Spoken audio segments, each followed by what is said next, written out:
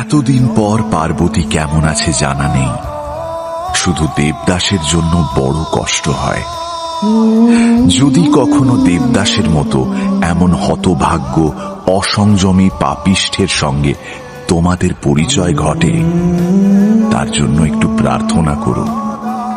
প্রার্থনা করো, আর যাই হোক, যেন তার মতো এমন করে কারো মৃত্যু না ঘটে। মরণে ক্ষতি নেই, কিন্তু সেই শেষ সময়ে যেন স্নেহের একটু স্পর্শ তার কপাল ছুঁয়ে যায়, যেন একটা করুণ স্নেহময় মুখ দেখতে দেখতে তার জীবনের অন্ত হয়। মরবার সময় যেন কারো এক ফোঁটা চোখের জল দেখে মরতে পারে হাজার হাজার দেবদাস।